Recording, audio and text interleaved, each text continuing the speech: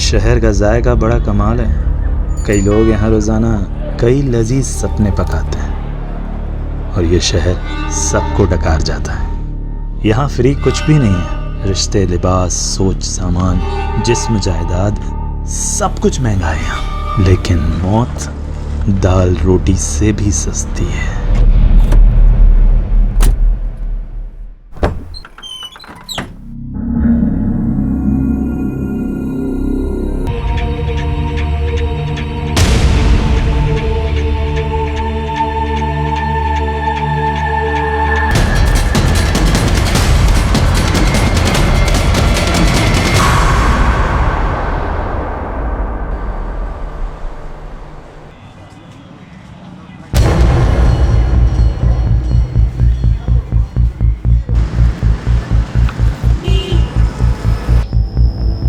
जल्दी करो। सॉरी निलोफर, सुबह से कुछ भी नहीं खाया था। वैसे हम जा कहाँ रहे हैं? अभिनंदन बैंक्वेट। अरे हाँ, आज तो कीर्ति की शादी है ना। पहले बताया क्यों नहीं मेरे को? मैं कपड़े चेंज कर लेता। हाँ, रास्ते में तुम्हारे लिए शेरवानी ले लेते हैं। हम शादी में नहीं जा रहे स्टूपिड। तुमने जो गूफ अप करा है उसे रेक्टिफाई करने जा रहे हैं। नो एक्सक्यूज जेकब, दूल्हा विदाउट सेहरा पॉसिबल ही नहीं है। नो इश्यूज कीर्ति। और वैसे भी हमारी कम्युनिटी में सब एक्साइटेड है कि आज जेकब फर्नांडिस घोड़े पे शादी करने जाएगा। घोड़ा नहीं बुद्धू, घोड़ी होती है। सीरियसली यार, इन लोगों ने घोड़ा बुक कर दिया। हंसो मत यार, जाओ जाकर जेंडर चेंज करो। अच्छा एक मिनट, मेरी फ्रेंड नीलोफर का कॉल आ रहा है। I will see you at Jaimala. Hi Nilofar. Thank God Kirti तुमने फोन उठा लिया। मुझे तुमसे बहुत इंपॉर्टेंट बात करनी है। कीर्ति, तुम्हारा होने वाला हस्बैंड एक फ्रॉड है। ये कई बार नाम बदल के पहले भी शादियां कर चुका है। इनफैक्ट इसका टारगेट होता है कि ये रिच लड़कियां फंसाता है, फिर उनसे मोटी डाउरी लेता है और प्रॉपर्टी बेच के भाग जाता है। ये इसकी मॉडस ऑपरेंडी है यार। और ये सब तो मुझे अब बता रही हूँ। 2 महीने पहले मैंने तुम्हारी डिटेक्टिव एजेंसी को इस काम पर लगाया था ताकि पता चल सके कि वो इंसान सही है या गलत, उसका बैकग्राउंड क्या है। और तुमने क्या किया? और गोल्डी, तुमने तो मुझे सारे ग्रीन सिग्नल्स दिए थे ना कि सब सही है। उसके बाद जाकर मैंने हाँ किया। कीर्ति, गोल्डी से गलती हो गई। मैंने तुम्हें सिर्फ काम नहीं दिया था नीलोफर। मैंने समझा था तुम मेरी दोस्त हो और तुम्हारे लिए मेरे कंसर्न्स मैटर करते हैं, पर तुमने किसी चीज पर ध्यान नहीं दिया। Sorry my foot Nilofar. 25 lakh लग चुके हैं शादी पे, इंक्लूडिंग योर फीस। और वहां पे ना वेन्यू के बाहर सारे गेस्ट खड़े। क्या बोलूं मैं उनको जाकर? और आज ना जेकब से ज्यादा मुझे तुम पर गुस्सा आ रहा है, और इसे ना मैं कभी भूलूंगी नहीं। मैम, कुछ बोलना भी मत। देखा, तुम्हारी वजह से कितना सुनना पड़ा मुझे। मैम गोल्डी, कुछ दिनों तक अपनी शक्ल मत दिखाना मुझे।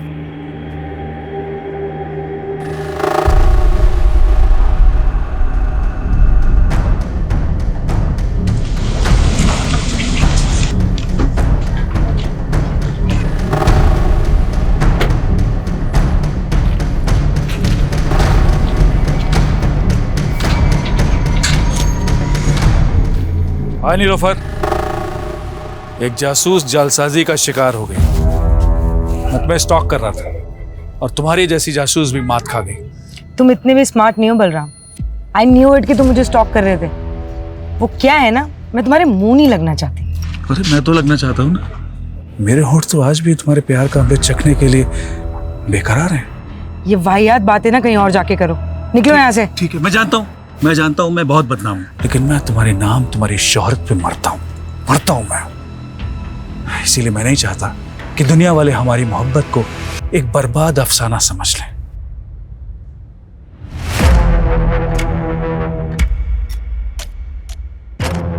बेहतर होगा अंदर बुला लो।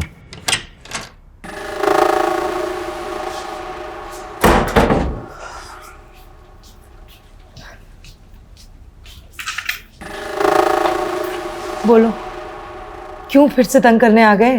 तंग तो तुम्हारा दिल है। हाँ, प्यार करने में भी कंजूसी। बिना छुए बात नहीं कर सकते बलराम। और अपनी ये वाहियात शेरो शायरी ना बंद करो, निकलो यहाँ से। जिसकी उम्मीद तुम लेकर आए हो, ऐसा कुछ होने नहीं वाला।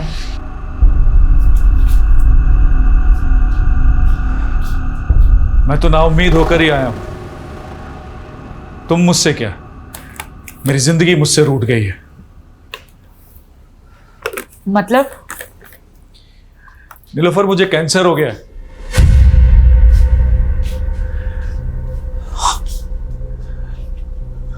सच कह रहा हूं, मेरे पास अब ज्यादा दिन नहीं बचे हैं। मरने से पहले मैं सारे गिले शिकवे तुम्हारे साथ जो हुए दूर करना चाहता हूं। अगर तुम कहो तो बाकी बची जिंदगी तुम्हारे साथ रहने के बहाने मत ढूंढा करो यार, भरोसे के लायक नहीं हो तुम। और अब मुझे तुमसे कोई मतलब नहीं। तुम्हारा मुझसे कोई मतलब नहीं है? कोई मतलब नहीं है तुम्हें मुझसे? तो मेरी जिंदगी का कोई मतलब नहीं है। कल का मरता आज हर्ष क्या है? बलराम पागलपन मत मैं पागल नहीं हूं, तुम्हें ड्रामा लग रहा है? मैं अभी करके दिखाता हूं। पागलपन मत करो।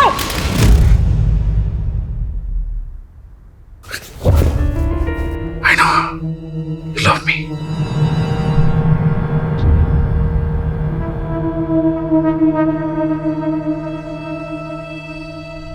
देखिए मेरी मोहब्बत, तुम ऐसे ही मुझे अपनी जिंदगी से दूर नहीं कर सकती Nilofar. I know you love me. Still hate you. सच्ची?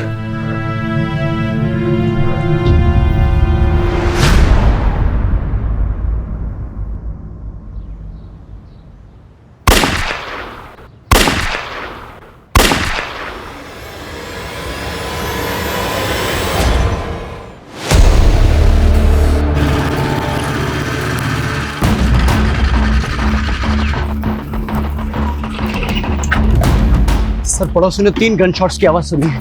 इसके अलावा किसी को कुछ नहीं पता सर। सर, घर अंदर से बंद है, कुछ समझ में नहीं आ रहा है। सर, मुझे लगता है ये क्लियर हॉस्टेज सिचुएशन है।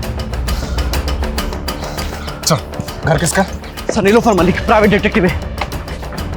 अभी अंदर कितने लोग हैं? सर, वो तो पता नहीं, पड़ोसी ने कहा कि मियां बीवी अंदर गए।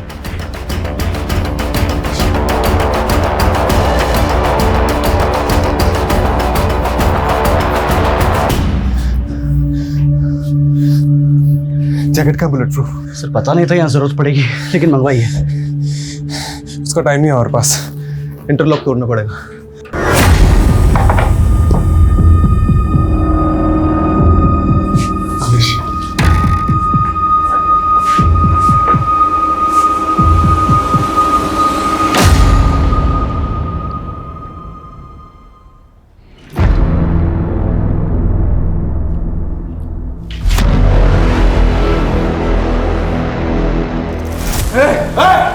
गोली चलाना है तो मारा जाएगा।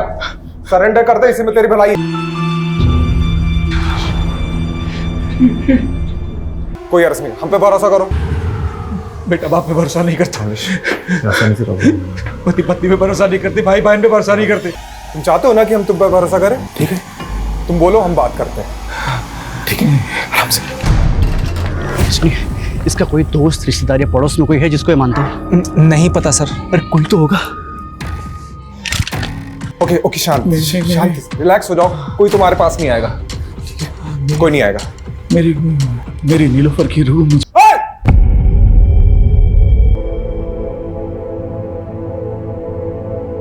I know you love me.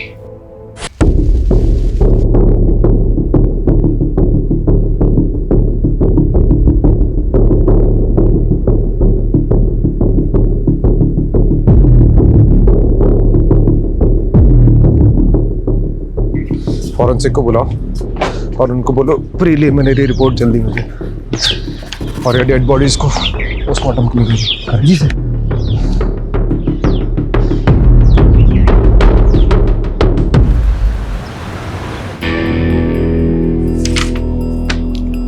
Ajay, preliminary forensic report के हिसाब से क्राइम सीन पे कोई भी अननोन फिंगरप्रिंट्स नहीं मिले। गन के ट्रिगर पे भी जो फिंगरप्रिंट है वो बलराम के है। इसका मतलब साफ है कि बलराम ने नीलोफर को शूट किया and then he shot himself. क्या सोच रहा है? अगर ऐसा ही हुआ है तो बलराम ने खुद को मारने से पहले ये क्यों बोला कि वो अपनी बीवी को बचा नहीं पाया? हाजी, हम सोचते हैं कि मरने वाला कभी झूठ नहीं बोलता, लेकिन यहाँ सबूत सच बोल रहे हैं। हस्बैंड वाइफ के बीच में जो भी कुछ हुआ, उसके बाद हस्बैंड ने वाइफ को मारा और फिर जेल जाने के डर से या फिर गिल्ट की वजह से उसने उसने अपने आप को गोली मार दी। आई फील ये ओपन एंड शट केस है राजीव। लेकिन मर्डर वेपन एक पिस्टल है, वो कहाँ से आया उसके सोर्स की प्रोफाइलिंग तो करनी पड़ेगी ना। राजीव, मारने वाला पिस्टल कहीं से भी अरेंज कर सकता है और इस पॉइंट को अंडर कंसिडरेशन रखकर भी हम केस को क्लोज कर सकते हैं ना। देख, इस पे इतनी एनर्जी वेस्ट मत कर। एक काम कर, पोस्टमार्टम के बाद उन दोनों के रिलेटिव्स को ढूंढो, उनकी बॉडीज हैंड ओवर कर दो and that will be all.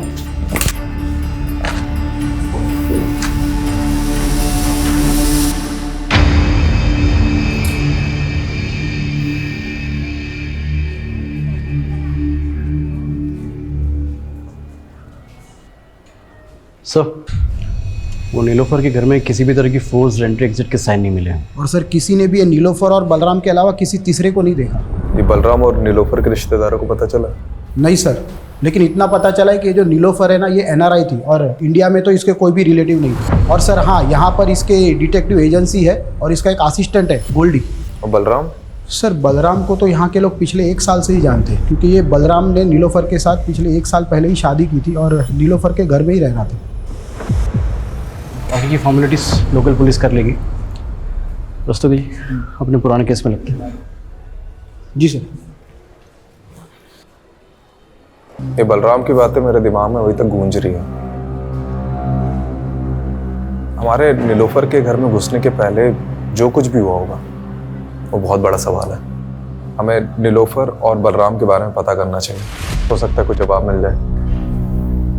क्या नाम बताया था असिस्टेंट का? गोल्डी। नीलोफर के साथ कब से काम कर रहा था? सर तकरीबन 5 साल से। हमने सुना है नीलोफर NRI थी। हाँ सर, अमेरिका से। एक्चुअली उन्होंने वहाँ पे एक डिटेक्टिव के साथ काम किया था। अपने पेरेंट्स की डेथ के बाद वो इंडिया आ गई थी और उन्होंने अपनी एजेंसी यहीं खोल ली थी। और ये बलराम, इसके बारे में क्या क्या जानते हैं? सर बलराम सर मस्त किस्म के इंसान थे और वो अपने आप को आज़ाद मुसाफिर कहते थे। तो मुसाफिरों के ठिकाने भी तो होते हैं। कहाँ का रहने वाला था ये? सर हरियाणा में किसी जगह के थे। और काम क्या करता था? सर वो हमारी एजेंसी में काम करते थे।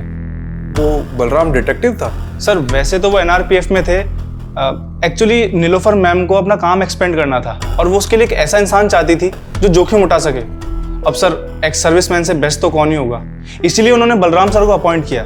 लेकिन क्या इंस्ट्रक्शन दिया था तुमको बलराम? जोशी का पीछा करना था ना, और तुम उसी के साथ हाथापाई करके आ गए। अरे पीछे ही कर रहा था मैं जोशी की कार का। उसने अचानक कार में ब्रेक मारी, मेरी बाइक टकरा गई। साली की बैकलाइट क्या फूटी, थप्पड़ मार दिया उसने मुझे, तो मैं क्या करता? अरे तुम्हारी इसी बेवकूफी की वजह से जोशी को पता चल गया कि मेरा क्लाइंट उसकी जासूसी करा रहा है। तुम छोड़ो ये जासूसी, एक बाउंसर की नौकरी ढूंढ लो, वही सूट करती है तुमको। और तभी उनका प्रोफेशनल एसोसिएशन खत्म हो गया। लेकिन सर इतने डिफरेंसेस के बावजूद भी उन दोनों में प्यार हुआ और सर पिछले ही साल उन्होंने शादी भी की थी। एक बात बता कि बलराम नीलोफर को मार सकता है? सर मुझे नहीं लगता। तो कौन मार सकता है नीलोफर को? कीर्ति, तुम्हारा होने वाला हस्बैंड एक फ्रॉड है। जेकब से ज्यादा मुझे तुम पर गुस्सा आ रहा है और इसे ना मैं कभी भूलूंगी नहीं।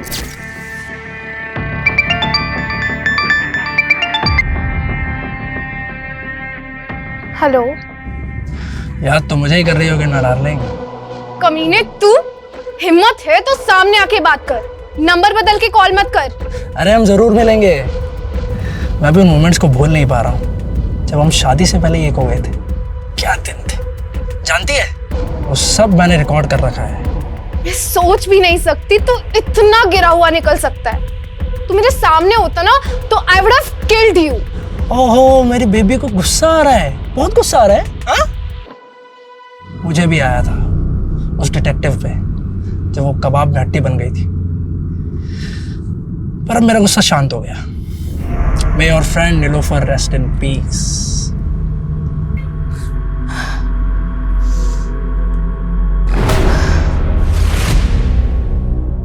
क्या वो डॉक्टर आपने अचानक बुला लिया? जी, ये मार्क देखिए, नीलोफर के ब्लड में ड्रग पाया गया है और इसी ड्रग की वजह से नीलोफर शायद कॉन्शियस नहीं रही होगी और उसका रेप किया होगा। तो ये रेपिस्ट का डीएनए क्या बलराम का डीएनए से मैच करता है? नीलोफर की बॉडी पे रेपिस्ट का डीएनए मिला ही नहीं। शायद रेपिस्ट ने कॉन्डोम यूज किया हो। सर ये नीलोफर के घर से हमें ना सीरिंज मिली है ना ड्रग मिला है, तो क्या ये सब बलराम ने गायब किया होगा? देखो, ये नए डेवलपमेंट के हिसाब से ये थ्योरी बनती है कि बलराम ने पहले अपनी बीवी को ड्रग देकर बेहोश किया, फिर उसका रेप किया और फाइनली ये बलराम अपनी बीवी से इतनी नफरत करता होगा क्या? यही बात तो समझ में नहीं आ रही सर, उन दोनों के बीच में प्यार था भी या नहीं। देखा, ये ओपन एंड शट केस कैसे बूम करके बैठा है। चलो इस पॉइंट को कंसिडर करते हैं कि नीलोफर का रेप किसी ने तो किया है, क्योंकि अभी तक ये माना नहीं जा सकता कि बलराम ने ही उसका रेप किया, और ये भी हम नहीं मान सकते कि बलराम ने नीलोफर का मर्डर किया, क्योंकि जो आदमी खुद को मारने के पहले ये बोल रहा था कि अपनी बीवी को नहीं बचा पाया, वो अपनी बीवी को मार कैसे सकता है? चलो 1 मिनट के लिए हम ये मान लेते हैं कि उस घर में उन दोनों के अलावा कोई तीसरा आदमी भी मौजूद था, तो क्यों बलराम ने उस तीसरे आदमी के बारे में हमें कुछ भी नहीं बताया और सुसाइड कर लिया? और अगर उस किलर के एंगल से सोचते भी हैं तो उसने पहले नीलोफर का रेप किया और फिर मर्डर कर दिया, तो फिर आई विटनेस बलराम को जिंदा क्यों छोड़ दिया? इसलिए मैं बलराम को रूल आउट नहीं कर रहा हूँ, लेकिन एक पॉसिबिलिटी तो है कि बलराम के अलावा भी कोई और क्रिमिनल हो सकता है। यू आर राइट राजीव, इसे तो इन्वेस्टिगेट करना ही होगा। You have free hold, go ahead. सिक्के को अगर हम यहाँ से देखें तो इसका सिर्फ एक ही पहलू नजर आता है, लेकिन इस केस का सिक्का खुद उठ के कह रहा है कि इसके 2 पहलू हैं। मतलब सर? मतलब रस्तोगी जी, बलराम और नीलोफर की पर्सनल लाइफ को खंगालना होगा। देखते हैं इस केस का असली कलाकार सिर्फ बलराम ही था या और कोई था जिसके पास अपना कोई मोटिव था। जिंदगी के ये लंबे लंबे सफर इंसान का सफरनामा लिखते हैं। कहीं जिंदा दिल सपने,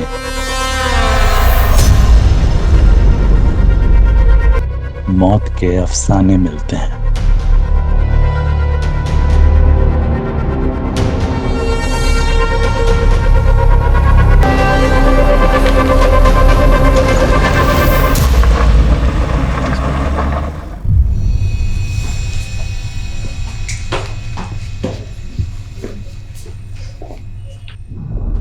अरे कनक बेटा, अरे इतनी सी बात पे कोई रोता है क्या? हाँ, रोते नहीं है बेटा। ये देखो मैं तुम्हारे लिए क्या लेके आया। देखो ये गोलू मोलू सा गुड्डा, अब हम दोनों इससे खेलेंगे। ये पसंद नहीं आया? ठीक है, तो मैं तुम्हें दूसरे खिलौने दिला दूं। कनक क्या हुआ बेटा? अरे सरगुन दीदी, आप इंटरव्यू के लिए चली गई, ये बेचारी डर गई। पर जॉब भी तो जरूरी ना हरीश। अरे कहाँ, अब ये जॉब वॉब के चक्कर में पड़ी हुई दीदी। एक काम करता हूँ, आपका जो घर है बहुत प्राइम लोकेशन पे, इसको गिरवा के 4 माले बनवा देता हूँ और आराम से बैठ के किराया खाना और मेरी लागत चुका दे रहना। पर हरीश इसमें तो लाखों रुपए लगेंगे, इतना पैसा मैं कहाँ से चुकाऊंगी? उसकी टेंशन आप मत लो। आप एक काम करना, इसमें से 1 माला मुझे दे देना, बीच वाला माला मैं रख लूंगा, और आप ये जॉब का चक्कर छोड़ दो दीदी। सर, नीलोफर की कार पे फास्टैग लगा हुआ था। मैंने उसकी ट्रांजैक्शन डिटेल्स निकलवाई तो एक इंटरेस्टिंग बात सामने आई है। मर्डर वाले दिन नीलोफर ने सुबह 7 बजे ग्रेटर नोएडा टोल नाका क्रॉस किया था। सर उस दिन यूपी से दिल्ली आई थी। यूपी में कहाँ गई थी वो? सर इसका जवाब तो गोल्डी के पास भी नहीं है, लेकिन हमने नीलोफर का फ़ोन अनलॉक करवाया तो कॉल हिस्ट्री के मुताबिक मर्डर वाले दिन नीलोफर की बात किसी कीर्ति सागर से हुई थी। तो ये कीर्ति सागर से मिलो, और क्राइम सीन पे नीलोफर के फ़ोन के अलावा लैपटॉप भी था ना, तो उसे भी तो देखो। मैं तब तक NRPF जाकर बलराम के बारे में पता करता हूँ, और तुम लोग नीलोफर और बलराम इससे जुड़े एक एक इंसान की प्रोफाइलिंग करो। बलराम सर ही 2009 तक NRPF में ही काम कर रहा था, फिर उसे बर्खास्त कर दिया गया। क्यों? उस पर अटेम्प्ट टू मर्डर का चार्ज लगा था। Attempt to murder? जी, 7 साल की कैद भी हुई थी उसे। 2009 से 7 साल, मतलब 2016 तक तो वो जेल में ही रहा होगा। ये किसका मर्डर करने की कोशिश की थी उसने? विक्रांत सिसोदिया का, वो उसका कलीग था। बहुत दिनों बाद आ रहा है ना शादी से। विक्रांत! बलराम क्या कर रहा है ये? 7 साल बाद बलराम सैनी तो कैद से रिहा हो गया। ऐसा क्या हुआ था कि बलराम अपने ही दोस्त का दुश्मन बन गया? बलराम को शक था कि उसकी बीवी का अफेयर उसके दोस्त के साथ है। लेकिन बलराम और नीलोफर की शादी तो 1 साल पहले हुई थी। इसका मतलब है कि नीलोफर के पहले भी बलराम की शादी हो चुकी थी। जी हाँ, उसका एक बेटा भी है। कहाँ है आजकल? बलराम फरीदाबाद का रहने वाला था, हो सकता है उसकी फैमिली भी वहीं रहती हो। ये लीजिए उसका एड्रेस। हाँ, मैंने अच्छे से सोच लिया है, आप तुरंत पिटीशन फाइल कर दीजिए। जी हाँ, मैं मिलता हूँ आप सब। ओके। संकेत कहाँ जा रहा है और कौन सी पिटीशन फाइल करने की बात कर रहा है? अपने बाप की चिता तो नहीं जला पाऊंगा, तो सोचा कुछ ऐसा करूं जिससे मेरी भी आंखें खुल जाएं और आपकी भी। संकेत साफ साफ बोल, पहेलियां मत बुझा। पहेलियां ही सुलझा रहा हूं माँ। पहेली सुलझ जाएगी तो बात करेंगे। संकेत, संकेत कहाँ जा रहा है?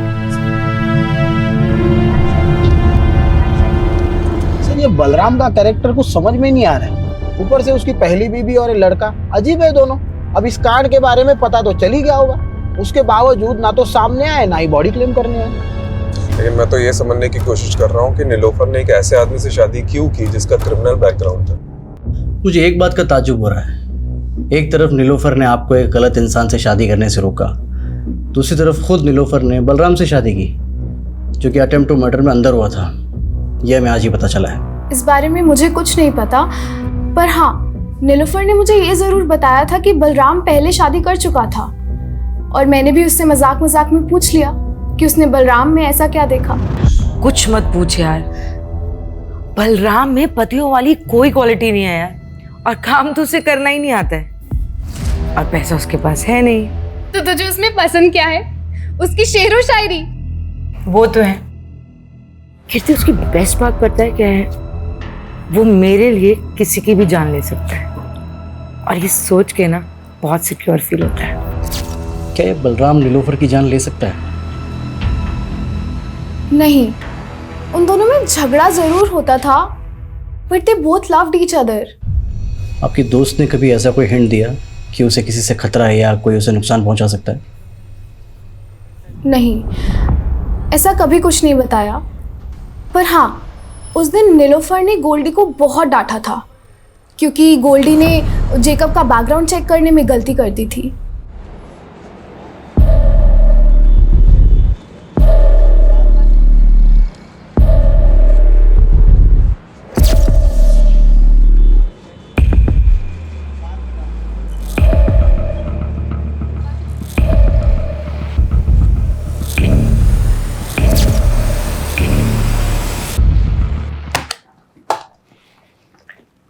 देखो संकेत, मैंने तुम्हारी ये पिटीशन तो फाइल कर दी है कि तुम्हें बलराम सैनी के साथ अपना डीएनए मैच कराने का मौका दिया जाए, पर तुम ये सब करना क्यों चाहते हो? क्योंकि उन्हें लगता था कि मेरी माँ ने उन्हें धोखा ही नहीं दिया, बल्कि मैं भी उनका बेटा नहीं। पर तुम ये सब करके अपने लिए गड्ढा खोद रहे हो। मेरा मतलब है जानबूझकर पुलिस की नजर में सस्पेक्ट बन रहे हो। ये तो कभी प्रूफ नहीं होगा कि मैंने कोई क्राइम किया था, लेकिन डीएनए टेस्ट कराने का मेरे पास ही आखिरी मौका है। मैं चाहता हूं दुनिया को पता चले मेरा बाप सही था या मेरी माँ।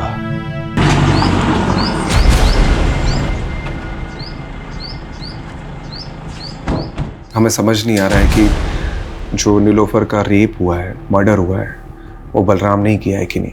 इसलिए उसके बारे में हम आपसे कुछ जानना है। देखिए, हमें पता चला है कि आपके लिए बलराम ने किसी की जान लेने की कोशिश की थी, और उसकी वजह ये थी कि आपका किसी के साथ। मेरा किसी के साथ कुछ नहीं था, उल्टा वो बलराम ही गुस्से वाला था। उसको जब भी गुस्सा आता वो मुझ पर हाथ उठाता था। इतना सब होने के बाद भी जब वो जेल से वापस आया, मैंने सब कुछ ठीक करने की कोशिश की, लेकिन वो मुझे कभी समझ ही नहीं पाया।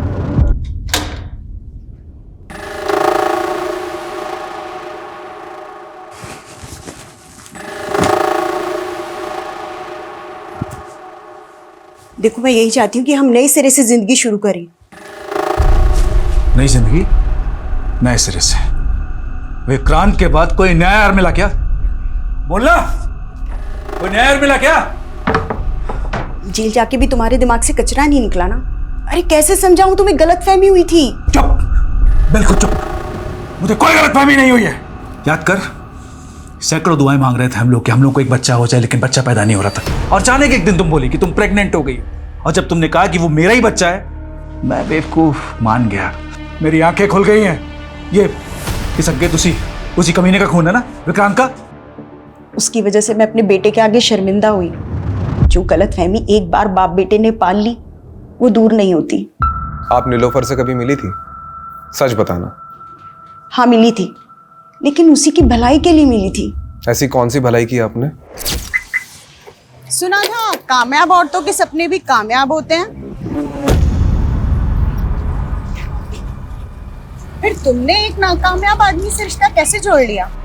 नाकाम तो आपका रिश्ता रहा है, बलराम को तो धोखा दिया था ना आपने। बड़ी जल्दी उसकी बातों में आ गई। ये भी भूल गई कि वो 7 साल जेल रह के आया है। डूबती कश्ती में पांव रखा है तुमने। डूबने से पहले उतर जाओ तो अच्छा है।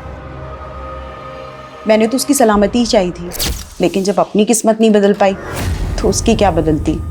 आपको शक होगा ही कि कांड बलराम ने किया या नहीं, लेकिन मुझे पूरा यकीन है कि बलराम ने पहले नीलोफर को मारा, बाद में खुदकुशी की। आखिर उसके पाप का घड़ा भर ही गया था। कैसी लगी कनक? अच्छी है ना? चल तू जल्दी से जा और जाकर के पहन के दिखा। क्या बात है दीदी, कनक के लिए नई ड्रेस? लगता है दिल्ली में जो इंटरव्यू दिया था वो पास कर लिया है।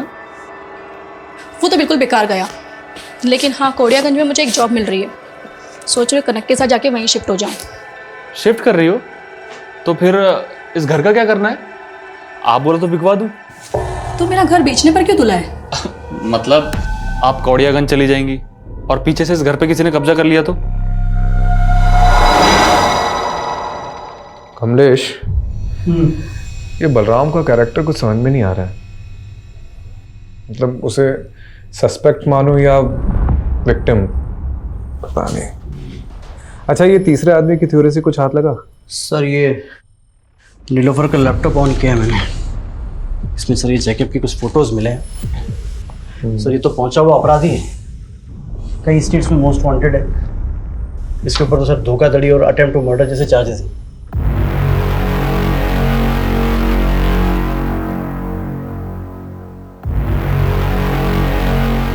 ये नीलोफर ने इसी का भांडा फोड़ा था ना? कहीं इसने तो कांड नहीं किया? ये फोटोज देख, ये कैसी फोटोज है? एक मिनट।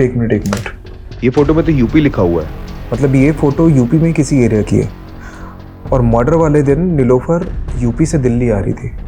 उसकी फास्टैग की ट्रांजैक्शन डिटेल्स के हिसाब से वो यूपी काफ़ी आ जा रही थी, लेकिन अभी तक ये पता नहीं चला है कि यूपी में जा कहाँ रही थी।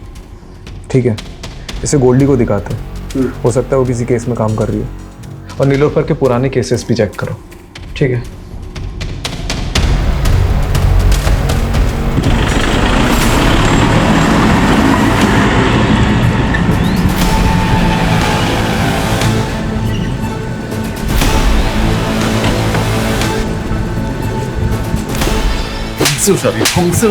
छोड़ो हमें, छोड़ो। अरे मिश्रा, पहले पापा को तो पकड़ने दीजिए आपका कॉलर। अरे तुम्हारे बाप की उम्र का है मिश्रा, क्या पकड़ो पकड़ो लगा रखा है। विजेंदर, ये तुम ठीक नहीं कर रहे हो। तुम्हें और तुम्हारे बेटे को हम किडनैपिंग के चार्ज में अंदर करवा देंगे। सिर्फ किडनैपिंग? अरे मर्डर भी हो सकता है तुम्हारा। और अगर बचना चाहता है ना तो ये बता कि इस बार के रोड कॉन्ट्रैक्ट का टेंडर तुझे मिला कैसे? हमारे टेंडर में जो भाव हमने भरा उससे ठीक 1 रुपया कम तेरे टेंडर का भाव। हमारे टेंडर का भाव तुझे बताया किसने? इत्तेफाक से। इत्तेफाक है गोबर में। तू एक बात ध्यान से सुन ले, तो खुद अथॉरिटी में जाएगा और उन्हें कहेगा कि इस बार का टेंडर मुझे नहीं करना, फिर टेंडर अपने आप हमें मिल जाएगा। तुम हमें धमकी दे रहे हो? धमकी नहीं, पुचकार रहे। कोड़ियागंज की सबसे बड़ी मछली विजेंद्र अवस्थी।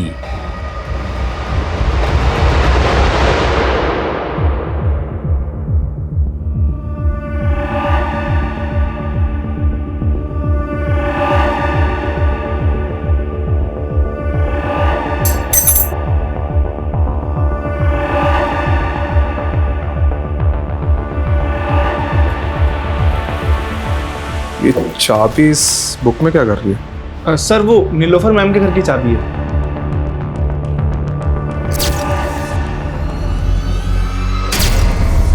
ये नीलोफर के मर्डर के दिन उसने तुझे बहुत डांटा था ना, क्योंकि जेकब का बैकग्राउंड चेक करने में तूने गलती कर दी थी।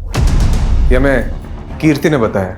अब नीलोफर के घर मर्डर के दिन कोई भी फोर्स एंट्री और एग्जिट के हमें निशान नहीं मिले, तो पॉसिबिलिटी है कि किलर ने ऐसी ही कोई चाबी यूज की होगी घर में घुसने की।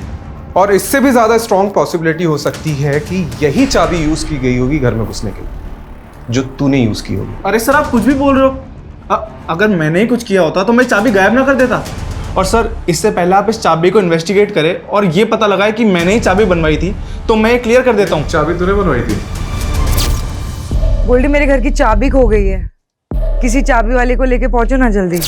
और सर इसीलिए नीलोफर मैम ने 2 चाबियां बनवाई थी और एक चाबी वहाँ इमरजेंसी के लिए रखी थी। और सर रही बात कीर्ति के केस की, तो मैं नीलोफर मैम से इस बारे में माफ़ी मांग चुका था। अब सर इसके लिए मैं उनका मर्डर थोड़ी कर दूंगा। अच्छा एक बात बता, हमें पता चला है कि नीलोफर का उत्तर प्रदेश आना जाना लगा रहता था, तो वहाँ किसी केस पे काम कर रही थी? Sir 1 minute. सर ये चेक नीलोफर मैम ने मुझे बैंक में डिपॉजिट करने के लिए दिया था। यूपी की बिजनौर ब्रांच का है सर ये चेक। हरीश चौधरी।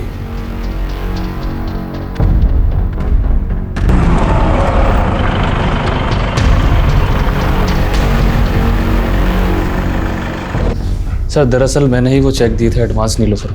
किस चीज़ का एडवांस चेक? सर मेरी कजिन सिस्टर है सरगुन, 2 महीने से मिसिंग है। उन्हीं को ढूंढने के लिए मैंने नीलोफर को हायर किया था। मैंने बिजनौर थाने में भी दीदी का मिसिंग केस फाइल किया था, लेकिन पुलिस कुछ कर ही नहीं रही है। हरीश तुम बिल्कुल परेशान मत हो, सरगुन को ढूंढने में मैं तुम्हारी पूरी मदद करूंगी। वो करती क्या थी? वो जॉब ढूंढ रही थी और इसी सिलसिले में वो दिल्ली के किसी मॉल में एक आदमी से मिली थी। वो कोई मामूली आदमी नहीं है हरीश, वो कोड़ियागंज के सबसे रईस आदमी का बेटा है। वो सोशल वर्कर भी है और साथ ही उसकी बहुत सारी कंपनीज भी है। उसी ने मुझे मिलने के लिए कोड़ियागंज बुलाया था। कोड़ियागंज? माँ मैं भी आपके साथ चलूंगी। अरे बेटा पहले मैं तो जाकर नौकरी पक्की कराऊं, उसके बाद तुझे भी ले चलूंगी। लेकिन उस दिन के बाद से दीदी कभी लौटी नहीं सर। ये नीलोफर ने सरगुन के बारे में कोई अपडेट दी थी? सर वो बता रही थी कि कोड़ियागंज का कोई सबसे रईस आदमी है, विजेंद्र अवस्थी करके, और उसके बेटे का नाम अमरीश है। तो उन दोनों की फोटो उसने मुझे दिखाई थी। फोटो है अभी? हाँ सर, ये देखिए सर वो बता रही थी कि इन दोनों पर उसको शक है, और इससे पहले ही नीलोफर कुछ बता पाती, हमने सुना कि नीलोफर और उनके पति की मौत हो गई। कोड़ियागंज जाकर तुमने इनसे बात करी अपनी बहन के बारे में? मुझे जैसा छोटा आदमी इतने बड़े आदमी से कैसे बात कर सकता है? सोचा पुलिस को ही बता दूं, लेकिन उन्होंने कुछ नहीं किया। ठीक है।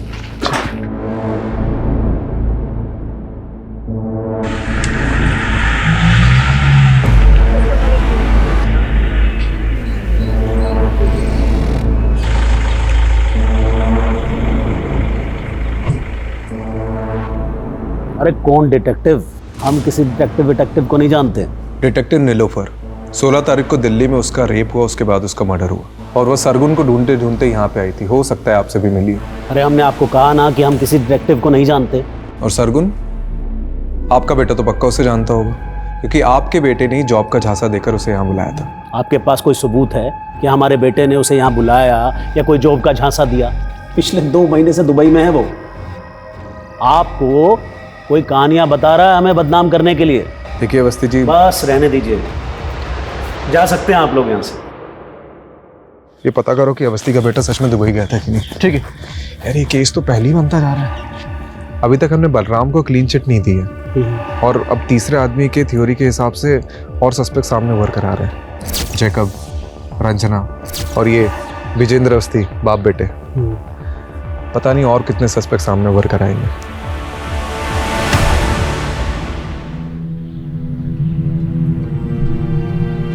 खाना लगा दूं? हाथ है मेरे, मैं खुद ले लूंगा।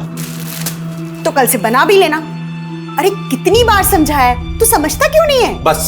बस कीजिए आप, अब ये झिकझिक खत्म होने ही वाली है। डीएनए रिपोर्ट आते ही आप अपने रास्ते, मैं अपने रास्ते।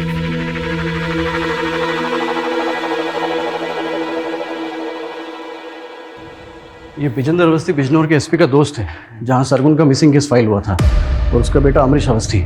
इसका दुबई जाना उसी दौरान हुआ था जब सरगुन गायब हुई थी। तो सरगुन को गायब करने में इन लोगों का हाथ है, और नीलोफर इन्हें इन्वेस्टिगेट कर रही थी। हो सकता है उसके साथ भी कुछ ऐसे ही हुआ। सर जब नीलोफर को इन लोगों ने मार डाला है, तो सरगुन पिछले 3 महीने से कहाँ गायब हो गया? वो गायब ही है कि उसको भी। अच्छा, जब सरगुन गायब हुई उस दौरान जितनी भी अनआइडेंटिफाइड बॉडीज मिली, उसका डेटा चेक कर।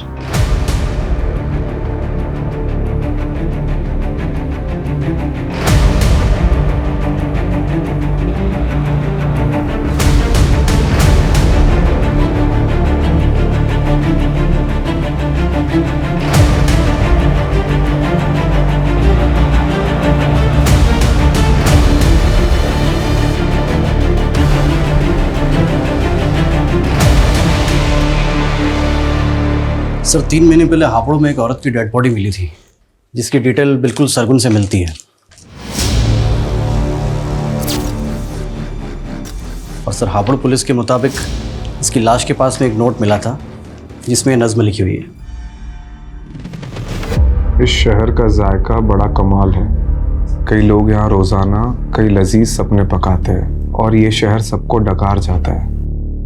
यहाँ फ्री कुछ भी नहीं, रिश्ते, लिबास, सोच समझ, जिस्म, जायदाद, सब कुछ महंगा है यहाँ, लेकिन मौत दाल रोटी से भी सस्ती है। सर सरगुन की तरह नीलोफर भी रेप पीड़िता थी, तो क्या दोनों का कातिल एक ही होगा? सरगुन की लाश के पास में पोइट्री मिलना, मुझे ये सरगुन का केस नीलोफर के केस से बिल्कुल अलग लग रहा है।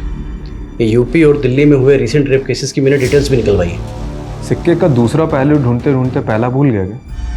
देख, सब जानते हैं कि बलराम शेर व शायरी का शौकीन था, तो हम ये क्यों नहीं सोच रहे कि वो भी तो ये सब चीज़ कर सकता है। और हो सकता है कि नीलोफर को बलराम की सच्चाई का पता चल गया और बलराम ने नीलोफर को। सर बलराम का सरगुन से कोई कनेक्शन नहीं मिला है, लेकिन फिर भी हमें इस एंगल को इन्वेस्टिगेट करना पड़ेगा। सर ये पटवर्धन ने मैसेज भेजा है, संकेत का और बलराम का डीएनए मैच हो गया है। ये संकेत बलराम का ही बेटा है। अब कोसेगा बाप की तरह पीटेगा, कभी पति के आगे कभी बेटे के आगे, बार बार औरत क्यों झुकती है?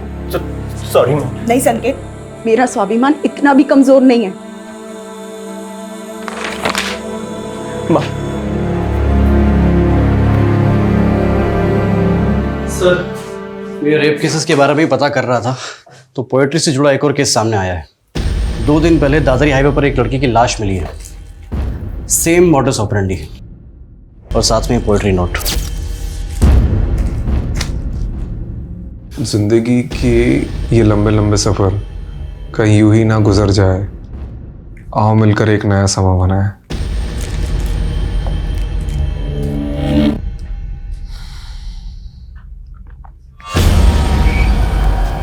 कहीं हम किसी सीरियल किलर से तो डील नहीं कर रहे। लेकिन सर नीलोफर का केस अब भी इन दोनों केस से अलग लग रहा है।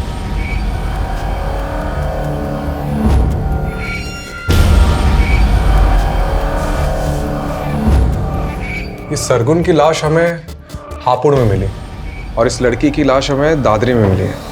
दादरी और हापुड़ इन दोनों का डिस्टेंस लगभग 50 किलोमीटर है और नीलोफर अक्सर ग्रेटर नोएडा से होकर गुजरती थी और यही रास्ता हापुड़ से होते हुए कौड़ियागंज तक जाता है और जितने क्राइम्स हुए हैं वो इसी एरिया में हुए। तो हो सकता है कि क्रिमिनल इसी एरिया का हो और नीलोफर का इन्वेस्टिगेशन एरिया भी यही हो। सर इस केस में दादरी पुलिस के पास एक लीड है। उनको क्राइम सीन के पास एक कैब दिखी थी जो उन्हें सस्पिशियस लगी थी, लेकिन सर अभी तक ना उस कैब का नंबर मिला है और ना ही कुछ और। सर ये कैब ढूंढना मतलब समंदर में से सुई ढूंढने जैसा है। लेकिन इसके अलावा कोई ऑप्शन नहीं है। ठीक है, एक काम करो, इस एरिया के सारे लोकल और आउटस्टेशन कैब प्रोवाइडर से कांटेक्ट करो। सारी प्राइवेट कैब होल्डर्स, उनके ड्राइवर्स, कस्टमर्स, ट्रैवलर्स सबसे कांटेक्ट करो। ठीक है। ये किलर शायरी करता है, इसके सारे ट्रेड्स रिकॉर्ड करने होंगे।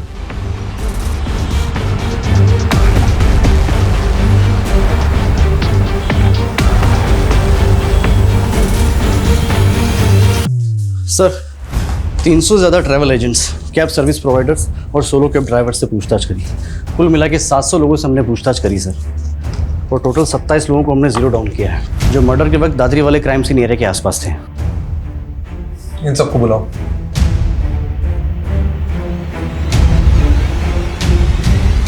ये 16 मार्च को तो हापुड़ में था। हाँ सर। ये लड़की तेरी कैब में थी? सर मेरी कैब में बहुत सारी सवारियां बैठती हैं, अब हर किसी का चेहरा याद थोड़े ना रहेगा। 11 जून को दादरी में कहाँ पर था तू? सर दादरी में मैं हमेशा ही खिलौना फैक्ट्री में जाता हूँ सर। क्यों? रोज तुम्हारे कैब में वही सवारी बनती है क्या? सवारी? सर कैब मेरी नहीं है, मैं कैब हायर करता हूँ। अच्छा, तो कोई ऐसे कैब ड्राइवर को जानते हो जो शेर व शायरी करता है? सर ऐसा तो कोई मेरे दिमाग में नहीं आ रहा अभी। ठीक है, तुम जा सकते हो। सर 1 मिनट सर, एक कैब वाला मुझे ज़रूर याद आ रहा है, क्योंकि सर उसके म्यूज़िक सिस्टम में गज़लें चल रही थी। गज़लें? वो बंदा मुझे इसलिए याद है क्योंकि वो इंग्लिश में बोलने की कोशिश कर रहा था और सर वो अपने आप को MBA करा हुआ बता रहा था। देखो इनमें से कोई है क्या? इनमें से है कोई वो कैब ड्राइवर? सर सर ये था वो, यही सुधा सर। हाँ चमन लाल। सर इससे तो मैं अभी 2 घंटे पहले ही मिला।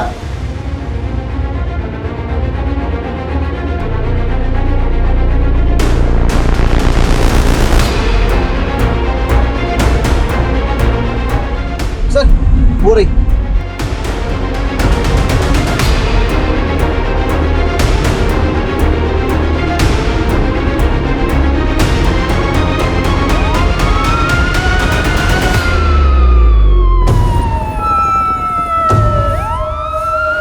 हेलो, यहाँ हापुड़ रोड पे बैकअप भेजो फटाफट।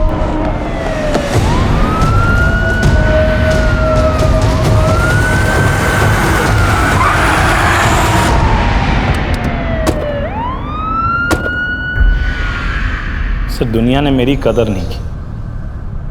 MBA किया तो जॉब नहीं मिली, जॉब नहीं मिली, पैसा नहीं, लड़की नहीं, शादी नहीं, कुछ नहीं।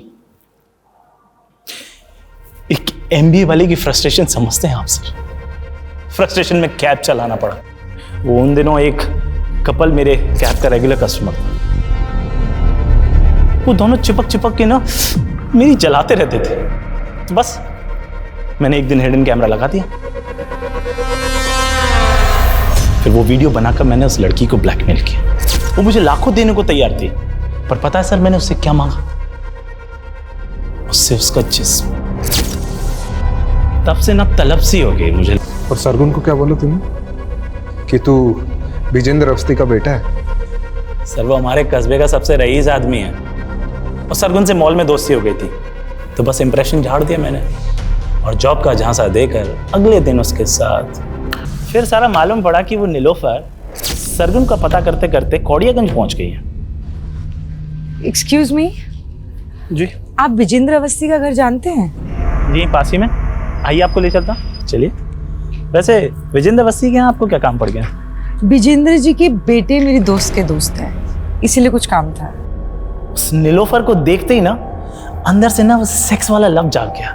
बस उसका पीछा किया, पीछा करते करते मालूम पड़ा अरे वो तो डिटेक्टिव। बस तबीयत ना निखर सी गई मेरी कि इस बार शेर एक शेरनी का शिकार करेगा। फिर एक दिन कैफे में बैठी थी तो उसकी टेबल पे चाबी रखी थी, बस मैंने चाबी उठा ली। वो अकेली रहती थी तो सोचा शेरनी का शिकार उसकी गुफा में होगा। और एक दिन उसकी एब्सेंस में मैं घुस गया अंदर, लेकिन वो तो अपने पति के साथ आ गई।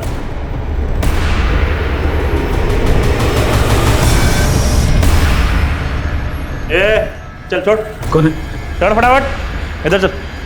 चल कौन है? चल कौन है? चल इधर। इधर इधर इधर आओ ना, गोली मार दूंगा। देखो तुम्हें इधर फटाफट इसके हाथ में बहुत बड़ा गोली मार। जल्दी बंद। क्या चाहिए तेरे को?